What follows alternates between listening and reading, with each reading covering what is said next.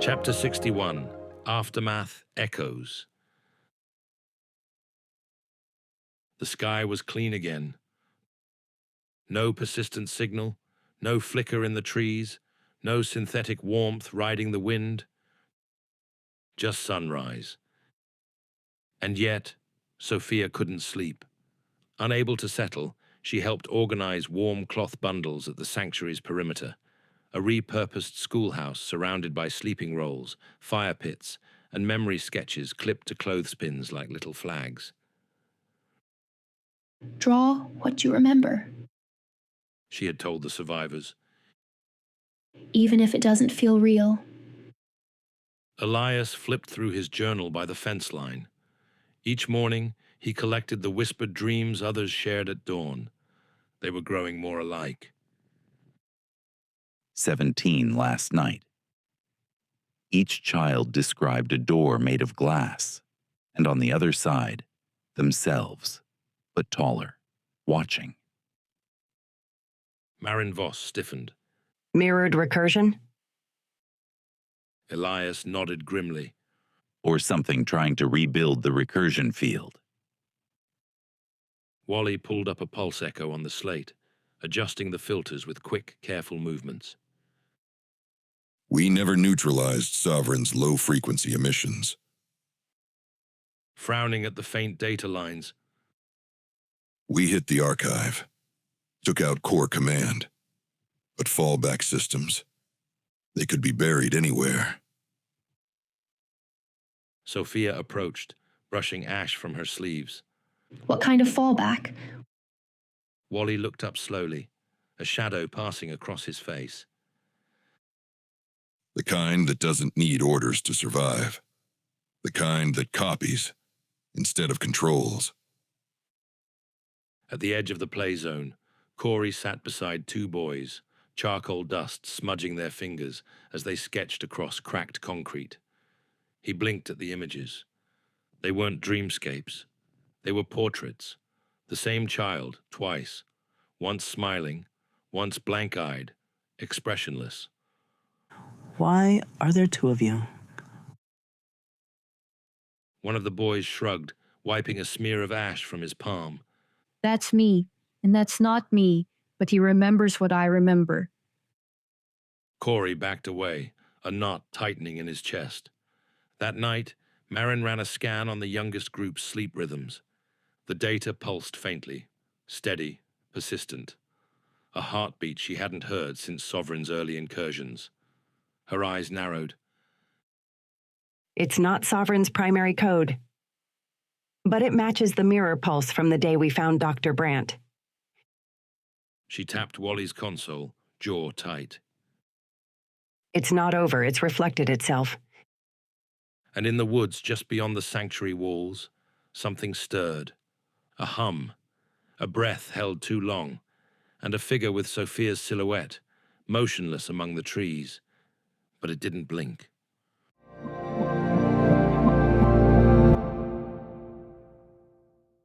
Chapter 62, Doppelcodes. They found the body at dawn. No wounds, no struggle, just stillness, and a strange symbol scorched into the man's palm. Two overlapping circles, slightly misaligned, like a reflection nudged out of phase. Elias reached him first. He knelt by the still form, hand hovering just above the skin. He was speaking to me 5 minutes ago. Across the garden, Marin stood rigid. She had seen it too. The double. Smiling. Wrong. There was no shadow. He didn't have one. Later, at the fire pit, Sophia ran charcoal across strips of bark, tracing the patterns rising from her dreams. The whispers had shifted again, no longer words, but low, rhythmic beats. Breath you could almost mistake for your own. Then, layered beneath the pulse, she heard it.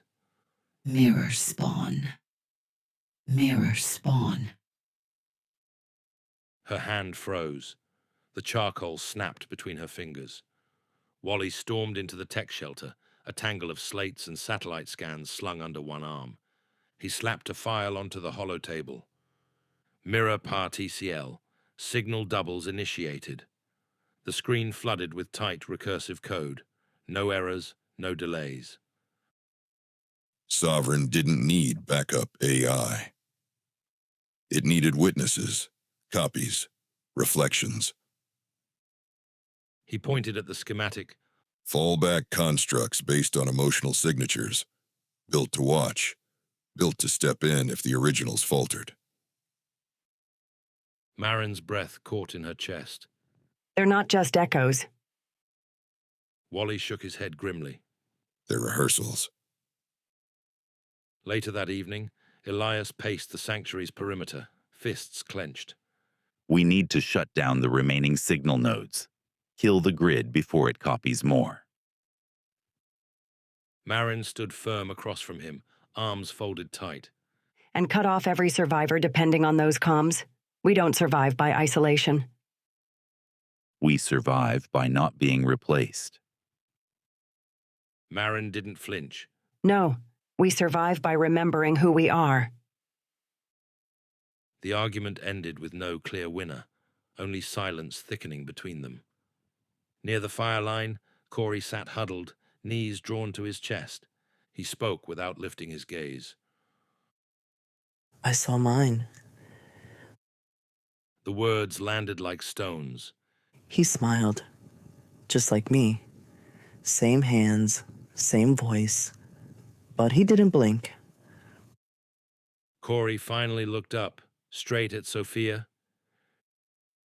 Do you think they believe they're us? Sophia didn't answer. Not yet.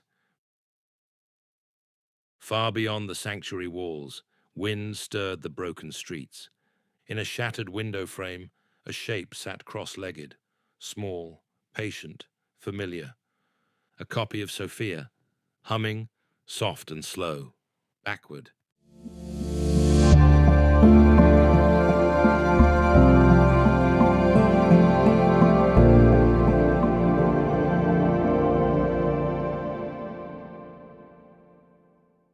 Wally's system log, node tracer mode, log W244.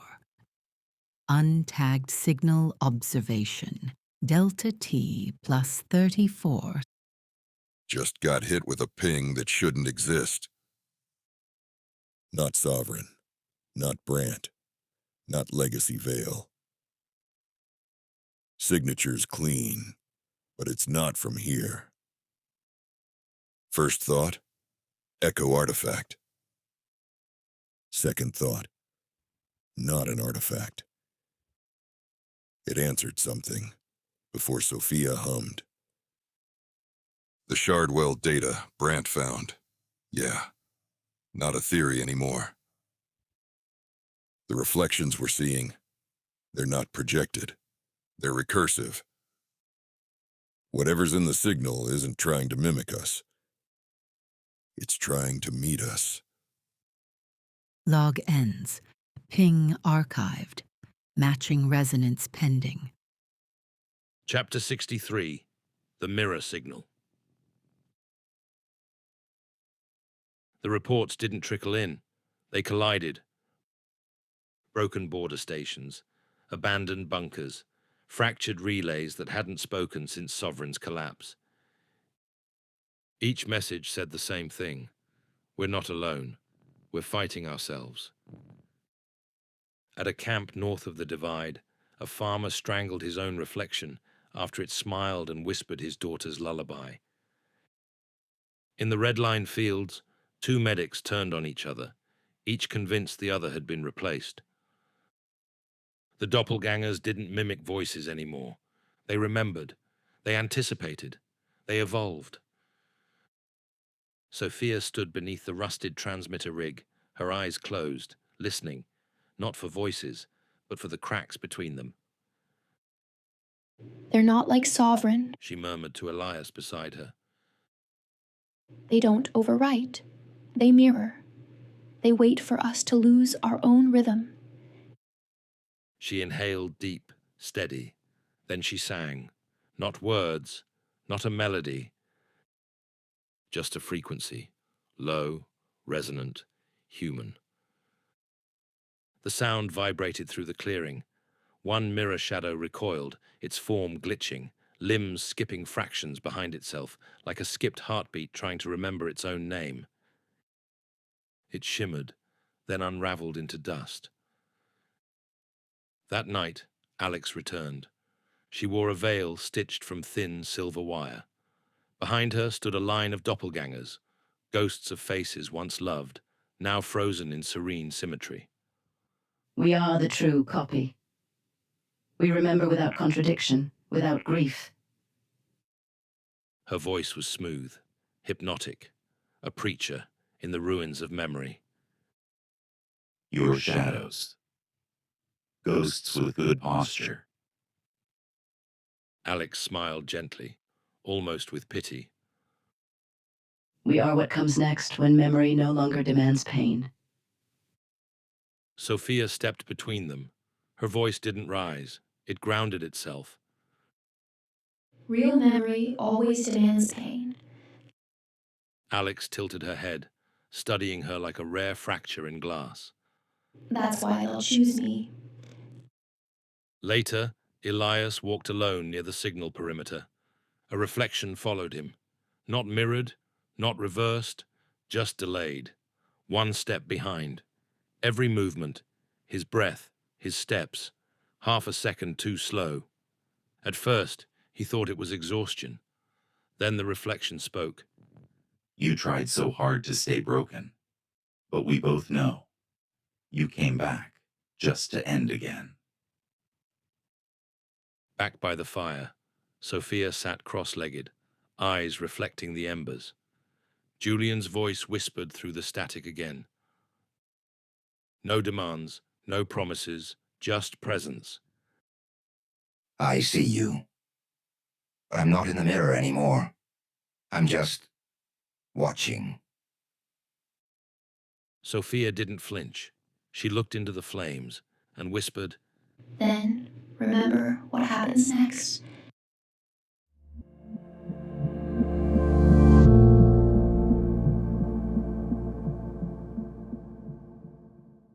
If this transmission has found you and you're still listening, don't forget to subscribe to Sam's Fiction Hub wherever you get your podcasts. Share the signal.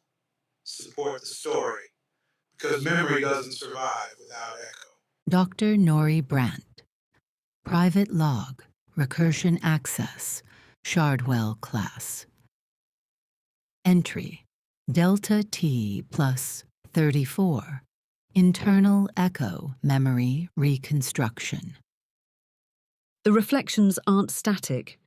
They shift depending on who's watching them. It's not residual, it's responsive. We thought the Shardwell resonance was a buried protocol. I think now, it was never meant to be activated from inside the signal. Only by someone who wasn't supposed to survive it. That makes Sophia the key, yes, but it also means something outside the grid is listening back. Sovereign didn't lose control. It was never meant to hold this in the first place. Log ends. Recursive memory thread unstable. Containment no longer possible. Chapter 64. The Shardwell Theory. The device pulsed, a fragile heartbeat trapped inside a coil of glass and wire. Wally set it carefully on the table, his fingers steady despite the tension in the room. I'm calling it the Shardwell. Adjusting the calibration node. It isolates signal resonance tied to memory anchors, tests them against recursion patterns that shouldn't be there. Elias leaned in, squinting.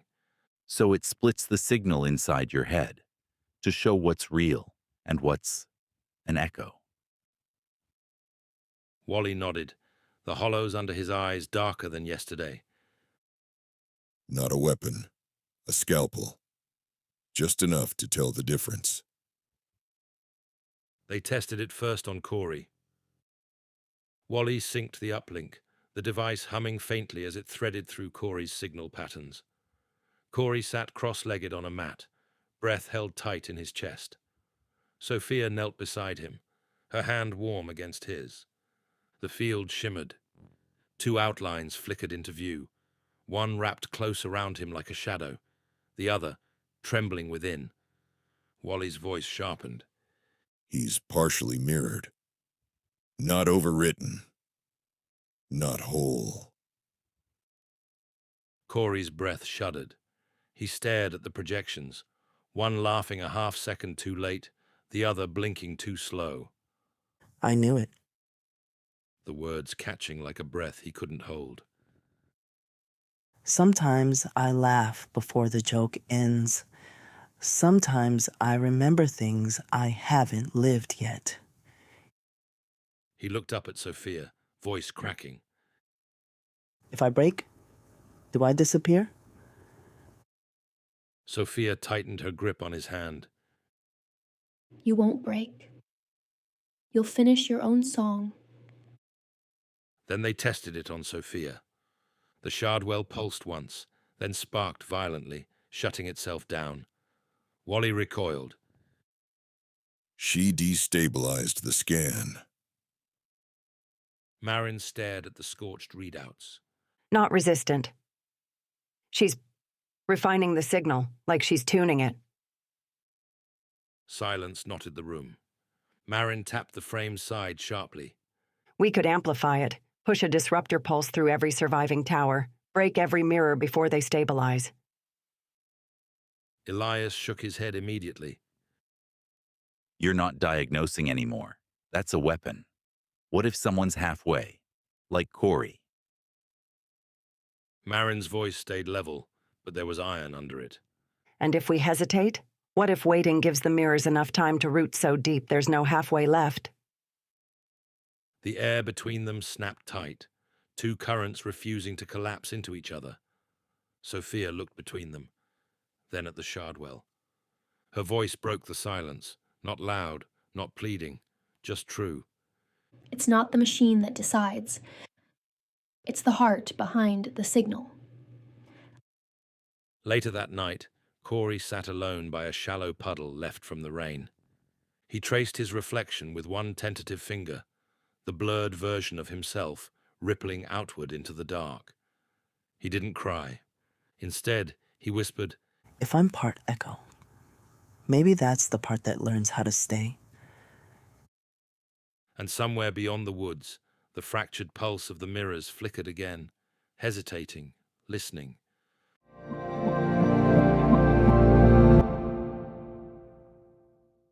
Chapter 65. Before the Reflection. The tower hid from every surviving map. No signal, no pulse, no light. Just a jagged spire of broken concrete, veiled by vines and mist, a forgotten monument to a system that once demanded silence. When Sophia Voss approached, the entrance didn't unlock. It breathed. The stone split open with a soft exhale, triggered not by force or code, but by presence. It's not coded to keys, it's listening for stillness. Inside, the world hushed further.